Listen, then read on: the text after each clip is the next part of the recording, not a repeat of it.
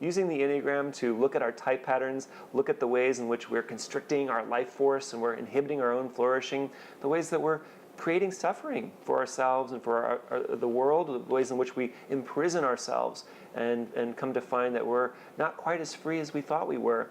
All of these things can be very challenging, very difficult, very painful, can be a bit of a struggle sometimes. And so it's good at the outset to be reminded of our basic goodness. Basic goodness is both the beginning and the end of our journey. It's the highest realization in spirituality is this sense of basic goodness, even beyond the sense of our emptiness, which is the fact that there is no inherent, solid, stable self to be found in our experience, that we can see and experience this as we investigate closely. And then, in fact, there's no stable, solid entity anywhere in the universe, and we're coming to find that out through our advanced sciences. But it's even beyond that sense of emptiness, which once emptiness is experienced, there's actually a sense in which it's joyful. There's an openness. There's a creative matrix of possibility that is born from this realization of emptiness. And this creative matrix is, in a sense, the dynamic flow of life. It's the luminosity of life. And so there's a sense in which we're not just empty, we're actually luminous. But even beyond luminous emptiness, there is a sense, there's a realization that we can come to that it is all good. It's basically good. You are basically good. I'm basically good. All of the type patterns, all of the suffering, all of the restriction and the struggle, all of it is basically good. And this basic goodness is way beyond any categories of right or wrong or good or bad or good or evil.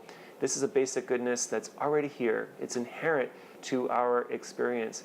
And we can tune into this basic goodness, even at the outset, even right now, we can tune into some aspect of our experience that's wholesome, some aspect where we've been kind, we've softened, where there's a moment of generosity or grace, even moments of a kind of freshness of experience or an aliveness. And we're having these all the time, but we tend to skip over them, we tend to overlook them, and we can actually tune into them and allow them their full and appropriate time, their full and appropriate flourishing. This is not, by the way, the same as the power of positive thinking. It has nothing to do with that, nothing to do with trying to create or fabricate positivity or goodness. Instead, it's tuning into a goodness that's already there. And we can begin to do this even at the outset of the journey, so that as we move forward together, we can do so in a way that's being held in a larger space of love and a faith, a trust that it's all good, and that we're doing this and we're coming into this realization of goodness together. And it's in this sense that the type patterns, if basic goodness is like the bright shining sun, the type patterns can be thought of as clouds that may be obscuring the sun, but the sun is still there, the sun is still shining.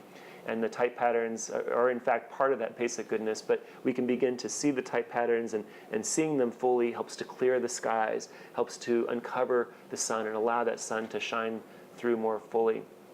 And it's another way in which, once we've come to a realization of spiritual maturity, of awakening, we've come to some sense of ease in our life, we can then bring that awakening, bring that realization of basic goodness back into form. In this way, the type patterns are a bit like flowers in a flower garden. Each one of them is a unique expression of this life, and all of those flowers are in a sense photosynthesizing the basic goodness of the sun and converting that energy and radiating that energy out in these beautiful ornaments, these beautiful expressions in this garden of life that we're all cultivating and tending to, this garden of life that we're all sharing together.